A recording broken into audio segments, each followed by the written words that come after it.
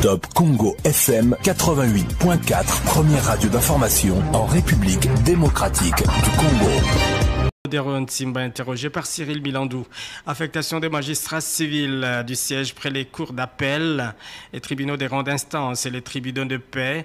Les Kasaï central a été oublié dans la décision du 18 mars 2024 signée par le président du Conseil supérieur de la magistrature.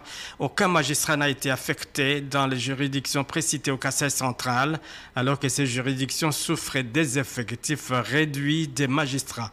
Pour la société congolaise et pour l'état des droits, cette situation ne favorise pas l'administration d'une justice de proximité essentielle pour garantir l'accès à une justice équitable et efficace pour tous les citoyens. Dominique Kambala, directeur général de la Société congolaise de l'état des droits, est dans cet extrait choisi par Alain Saver-Makoba. Une lecture rapide de cette décision fait remarquer qu'il y a certains ressorts qui ont été oubliés, tels le ressort de la Cour d'appel du Kasaï central, qui d'ailleurs a été toujours oublié. Alors, il faut remarquer qu'il y a une affectation disproportionnée dans la mesure où, regardez que le ressort du Kasaï central souffre d'un effectif très réduit des magistrats. Le tribunal pour enfants, depuis qu'il existe, il fonctionne toujours avec un seul magistrat qui fait office de président du tribunal. Ce qui fait que depuis que cette juridiction existe, la chambre d'appel n'a jamais fonctionné. Le tribunal de commerce fonctionne avec un magistrat de carrière. Le tribunal des grandes instances de Chimboulou, il y a seulement le seul magistrat qui fait office du président. Ce tribunal ne siège jamais. La cour d'appel elle-même n'a que quatre magistrats, y compris le premier président. Le parquet général n'en parlons pas. Il y a seulement 2 magistrats, un avocat général et un procureur général. Comment la justice sera administrée tenant compte de la proximité des populations? Donc ça pose un certain problème par rapport à l'état de droit, par rapport à l'administration de la justice de proximité.